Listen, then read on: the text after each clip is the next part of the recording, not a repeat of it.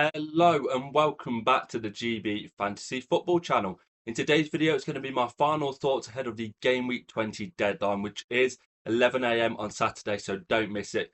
In today's episode, we're going to be covering the latest team news, including injuries, the biggest price rising players from Game Week 19 going into Game Week 20, and my latest transfer plans ahead of the deadline. So without further ado, let's crack on with the content. First up on today's episode, we will cover the team news, injuries and suspensions and all that good stuff. First up, Arsenal, Hincapié and Calafiori, both major doubts for the weekend. Didn't appear at all in Game Week 19, either one of them. Hincapié, we think, has got a muscular problem. Calafiori's injury is still yet to be disclosed, but the early prognosis is he's going to be at least a couple of weeks away. We thought that might mean Miles Lewis-Skelly from the differential video yesterday that I put onto the channel. Unfortunately, it looks like it's going to be Ben White at right back with Timber at left back. Of course, Ben White last time he came back from his injury definitely struggled to maintain his fitness, picked up yet another injury. So whether or not they will continue with that structure is still yet to be seen. But I think Skelly will play at least one in Game Week 20. So Calafiori and Hincapié still remain out. Kai Havertz came back from his long-term break and absence from the team, and he's back in the Arsenal squad. I think that meant Ethan and where he dropped out as well. Next up for Chelsea, their team against Arsenal in the League Cup was heavily hampered by both injuries and illness. Reece James picked up a big knock to his hip. Also, Cole Palmer is managing his muscular injury. Both of them trained ahead of Game Week 20, ahead of the weekend. Unfortunately, it looks like Liam Delap and Gittins were both under the weather, infecting a lot of the Chelsea camp. They've yet to train, and I doubt they will play at the weekend as well, for those of you who did want a punt on both players. Next up, into Newcastle squad, looking a little bit thin across the ground at the back. Fabian Schär is still going to be out for a while with his big injury. If he plays again this season, it'll be a bonus for Newcastle. And Livramento is sidelined for at least 6 weeks with his respective injury as well. He seems to pick up these little niggles here and there.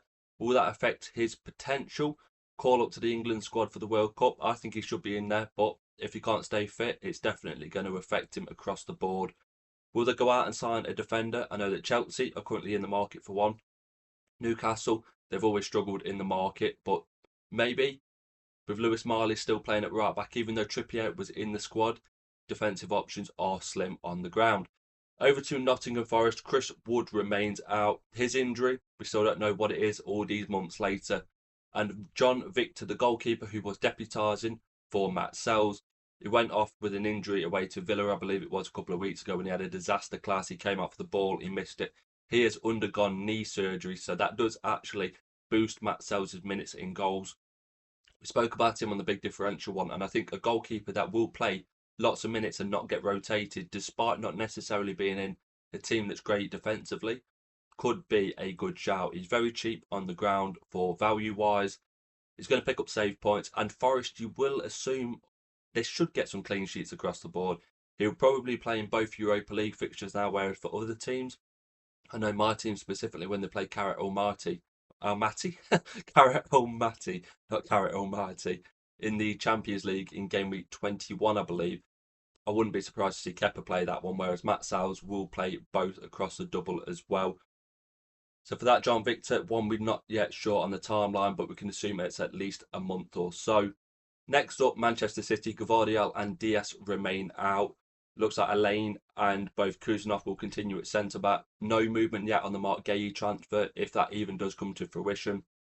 Nico Gonzalez, that is still struggling with his injury. Didn't appear in Game Week 19. Will he be back or not? We're still yet to see. The press conferences, also on Friday, a lot of them. So this has come from either Thursday's press conferences with regards to the Chelsea team news, or prior to that from their fixtures in Game Week 19. And final team news, Conor Gallagher signed for Tottenham. We still haven't got a price on him, unfortunately. He's not yet been added to the Sun Dream Team game. He will be on my radar when he does. Very combative in midfield, will tend to get forward, will pick up your tackle points and your bonus points. If he was anything like he was in the England side or the Chelsea side, I think he could be a really good asset. So he could feature for his debut this weekend for Tottenham. On to the next segment, it is the biggest price rises ahead of the Game Week 20 deadline. Now, this segment is slightly skewed compared to normal. The website that I use, not only fpl.co.uk, fantastic website, go check it out. It's not a sponsored segment, but their predictions aspect of things for the pricing is still stuck on Sunday night, and it's not been updated since as time of recording this video. So I've had to go through, look at the points, look at the prices of the players, and basically put together my own kind of list for prices that might potentially go up 0.3 ahead of the deadline. The problem is as well, because it was 2 cup competitions, there'd been lots of cameo appearances, not necessarily big points scored across the week. I think if you got into triple figures for your points in game week 19, you've done really, really well. So today's list, Martinelli and Madueke. Martinelli, of course, got his hat-trick against Portsmouth in the Cup. Came on for a small cameo appearance in the Carabao Cup. That was, didn't really do too much in that one. So he will go up 0.3. Next up, Madueke. Got a couple of assists against Portsmouth. Didn't come on against Chelsea in the Carabao Cup, surprisingly. Saka played the 90 minutes, so Madueke probably going up 0.3 as well. Heading over to Nottingham Forest, they scored really well against, who was it? Wrexham, that's it. Scored really well against Wrexham in the FA Cup. Hudson-Odoi picked himself up a couple of goals in that one. He will be going up 0.3. Savona as well. Igor Jesus got on the score sheet combining with the two. So triple Forest assets, not necessarily what we're leaning towards in our teams currently. But with the pool of players being narrowed down with our European doublers, with Crystal Palace no longer in that little pool, I think Forest players can become an option once again. For Manchester City, lots of players across the board. Semenyo, unfortunately, he won't be appearing in the Champions League fixtures across game week 20 and game week 21. But his massive points haul, I think he scored 3 goals, was it? It was at least 2 goals and an assist across both games. He scored against Newcastle, got one surprisingly ruled out. It was a very dubious decision. They got the VAR lines out, the 5 minutes just to deal with the situation. So for those of you who did own Semenyo, you can count yourselves very, very unlucky. Elaine at centre-half for Manchester City. He's come in 2.5 million at price. I do think he'll go at 0.3, mainly because Dream Team like to do this with players. They did it with Conor Bradley at the start of the season. There's a player that comes in cheap, mainly defensive-wise. They really want to bump up their price as fast as possible. I remember Conor Bradley scored something like 3 or 4 points at the start of the season. Yes, he was only 2.4 or 2.5 million, but over the space of 3 game weeks, he went from that price to nearly mid 3 million. So Max Elaine, I think it's Max Elaine. I'll certainly just go for Elaine anyway. He can be an option. Rico Lewis came on for O'Reilly. Not O'Reilly. Honestly, today. He came on for Nunes at right back against Newcastle in the Cup. He started against Exeter, picked himself up a couple of goals, so he will definitely be rising 0.3. Not necessarily a starter in that Manchester City side, so that will go against him. And also, moving on to the Newcastle side of things, Harvey Barnes and Anthony Gordon both picked up the majority of their points in the FA Cup tie against Bournemouth. Didn't do too much against Man City in the Cup. Had a few chances here and there. Harvey Barnes was very good on the counter-attack, showing his pace. But once again, Newcastle's fixtures, they're good over the next 2, but then they do start to tail off slightly. And the final 2 on today's list, one of them is a Palace player, Yeremy Pino, got the goal in the surprise shock cup exit against Macclesfield. Yes, they're not in Europe, but maybe with Crystal Palace, single game weeks, and when they come back around as well, he could be an option. But the final player on today's list is Matty Cash, normally an ever-present in the Aston Villa side. Will they bring out a little bit of rotation with the Europa League? Spoke about it in the big differential video yesterday with regards to Ezra Konsa. Matty Cash was over that 10% threshold, so he wasn't involved. They've got a few options. Bogard could also play at fullback. The centre also coming back into the team, so perhaps Ezra Konsa could play on that right-hand side. We've seen him do it before a few times in that Villa side. But Matty Cash has played lots of minutes, but there's a reason for that. He is a mainstay normally in that Villa side, getting forward, defensive-wise. And I do think Villa's fixtures and form have both been really good, especially since 5 or 6 fixtures into the season. So what player out of those players on today's list has caught your eye the most? For me, Hudson-Odoi, he was in the big differential video, and potentially Semenyo. I know he doesn't play in those 2 fixtures, but a 0.3 rise. We do think he will start, and also that Wolves fixture could be a bit tasty in game week 21. And to round out today's final thoughts video, I will cover my latest transfer thoughts ahead of the deadline. Across the board this week, it's been a fairly decent one. I think I scored 82 points. I moved up from 540 to 519th, I believe, in the world overall. So a pretty decent week considering my points wasn't necessarily the highest. I went for Bruno's G captain, not Bruno F. Bruno Guimaraes captaincy, so he did better than Haaland. If you'd have told me that when I saw Haaland on the team sheet against Exeter, bearing in mind his captaincy in the top 1k was over 50%, I'd have snapped your hand off for it. Unfortunately, Cherky did score that last minute goal, so that swayed it a little bit, but thankfully, I brought Cherky in as one of my transfers. Gabriel, also another transfer. No clean sheet this week, despite starting against Portsmouth and Chelsea. Both goals in the Chelsea game, in my opinion, could have been really avoidable. Let them back into the tie a little bit. Moreno missed a chance at 3-1 to put Arsenal 4-1 in front, and I think if that would have been the case, tie would have been over and done. So a little bit disappointing to only come away with, I think it was 5 or 6 points across the game week for Gabriel. Thankfully, Cherky's points really did push me up, and I think without him coming in, yes, Ekitike, I did transfer out for him, and he did get the goal and the assist, but Cherky looked really, really good, even coming off the bench. To my team as a whole, small green arrow in game week 19, and that's all I can ask for, especially when my captaincy isn't necessarily the best pick of the week. Across the back line, I've got Lewis Hall playing Wolves and PSV, Mateus Nunes playing Man United and Bodo Glimt, and Gabriel playing Forest and Inter Milan. So quite a few away fixtures in my team this week. Across the midfield, Phil Foden's playing Man United and Bodo Glimt as well. Saka, Forest and Inter Milan. Morgan Rogers, not necessarily a differential in my team these days, but compared to other content creators, I don't see many of them bringing him in. Did well against Tottenham, but this season so far, I think he scored 3 goals against them, so wasn't necessarily a surprise, but always nice to see a single game week player scoring pretty decently. He's got Everton at home and Fenerbahce away, I think it is. It's either Fenerbahce or Farrakos, or whatever they're called.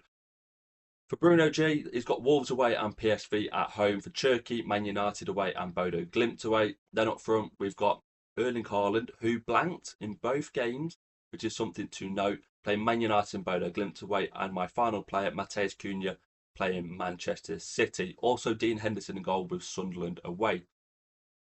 Now, into my team, the midfield across most of our teams are currently well stacked. Is this necessarily the best 5 that I could have out on the pitch? Probably not. I'm okay with Bruno G this week. He scored me pretty decently over the last couple of game weeks. Wolves and PSV, I'll take that. He will probably play in both as well. Fingers crossed on that front. Cherky, you could tell when he came onto the pitch what kind of impact he had. And I do think Cherky and Foden will share minutes. Semenyo will play against Man United in the Premier League, and I think Foden and Cherky will alternate between their starts this week. Across the back line, not going to touch it. Gabriel is in there for the long haul now. Mateus Nunes, he did pick up the clean sheet against Newcastle. He came off just after that 60-minute mark, so it was nice to see that banked. And Lewis Hall was an exceptional player this week. I think, if not my highest scoring player as well. So really well played to him. Bearing in mind, he did start on the bench for that FA Cup fixture against Bournemouth. Now, the 2 glaring problems in my team are the 2 single game week players, Matheus Cunha and Dean Henderson. Neither of them have got European games going forward, so that does mean that my 2 transfers this week will probably be geared more towards them 2. Goalkeeper-wise, it's proved a big dilemma. I spoke about it going into the game week 19 deadline where Henderson was under massive consideration to be moved out. I didn't think Vicario would actually start the FA Cup game against Villa. He did. He picked himself up a few points. But where we spoke about in the big differential video a couple of days back, the points for goalkeepers are very similar across the board. They're averaging normally between 4.3 to 4.7 points per game. And in that instance, do you want to save some money? Now, the problem with Vicario is he doesn't double in game week 22. And he doesn't have a game in the FA Cup week. I believe that's game week 24. Leave a comment down below and if I've got that one a little bit incorrect. But I think over the next 4 to 5 game weeks, he misses out on 2 potential fixtures. But when we look at the big teams playing in the Carabao Cup, what goalkeepers actually double twice, and in the FA Cup as well. I think when the FA Cup comes around for Newcastle, I think Aaron Ramsdale will play one of the cup competitions. For Arsenal, Kepa didn't play in either, so I'd be really surprised if he played. He might end up playing the Chelsea at home fixture, considering Kepa was at fault for a couple of the goals in that Chelsea game. Man City, Donnarumma was a no-show in both cup competitions. So across the board, it's really only Chelsea where Sanchez started against Arsenal.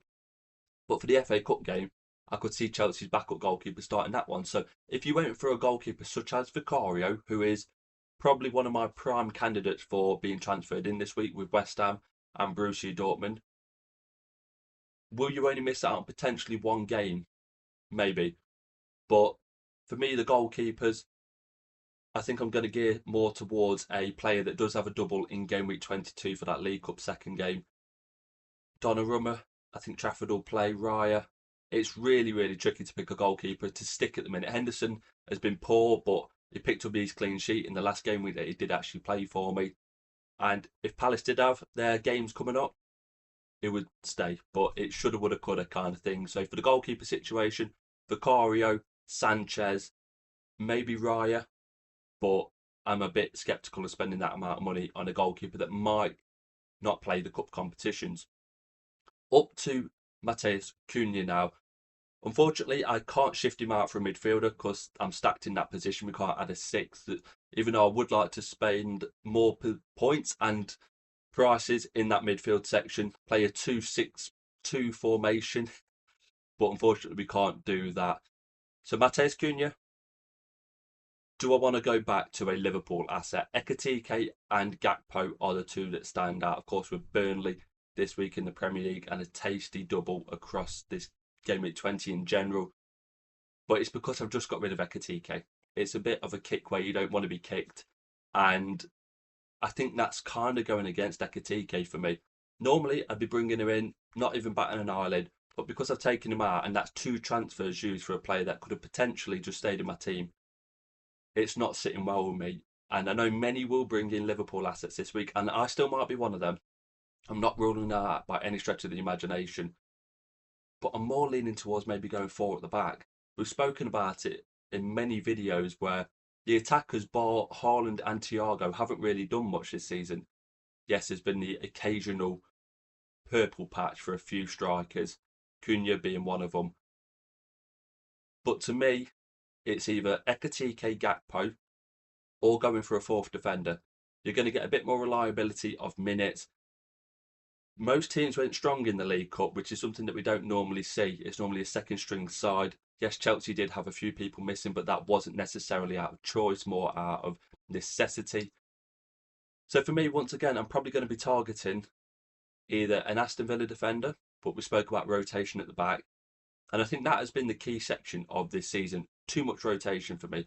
Last year, attacking wise, we had Salah, we had Haaland, we had Bruno, we had Cole Palmer. There was points coming from everywhere. This year, it seems like we've got the Declan Rices, the Bruno Guimaraes, players that slowly chip away at the points rather than getting the big hauls across the week. And it's not necessarily, to me, been as good this season. But leave a comment down below on how you found Dream Team compared to last season. So Cunha and Henderson are coming out. Henderson's biggest replacement and most likely to replace him, Vicario, Sanchez, Pope, maybe Donnarumma. And then Matheus Cunha, it could be genuinely anyone, unfortunately. The Liverpool players are luring me in, and it's if I want to go against that kind of ownership after doing okay for the last few weeks in the rankings. So it's Cunha and Henderson out, new goalkeepers in, and maybe a back 4, or maybe sticking with the 3-5-2 formation. Leave a comment down below on how your teams are lining up and your biggest dilemmas going into the weekend. And that does indeed conclude my final thoughts ahead of the Game Week 20 deadline. Don't forget it is an 11 a.m. deadline on Saturday morning. We had a Friday one for Game Week 19, so they are chopping and changing recently. I didn't mention it at the start of the video, so for those of you who have stuck around, thank you very much. Please feel free to subscribe to the channel. We are really, really close now to 1,500, and that is a huge milestone that I've been aiming for quite some time. So go down below, smash the subscribe button. It is completely free, doesn't cost you a dime, but does help me out massively. Also, smash the thumbs up button as well, with it being the final thoughts video for the week. 100 is the target on today's episode. Also, bell notifications so you don't miss an upload in the future. All my socials are down in the description below. We've got Instagram, TikTok, and X. Go check it out, all that good stuff. As I mentioned in the last segment, do leave a comment down below on what your biggest dilemmas are going into this Game Week 20, the first European double that we've had in quite some time. So I'm expecting lots of big points hauls as well. Not playing against the same Premier League teams, not necessarily cancelling out each other's clean sheets. This could be the first week in a while we see 150 plus points in people's squads. So thank you very much for watching today's video, and you'll be seeing me in a new one very soon. Good luck as well to everyone. I think this week is going to be a good one.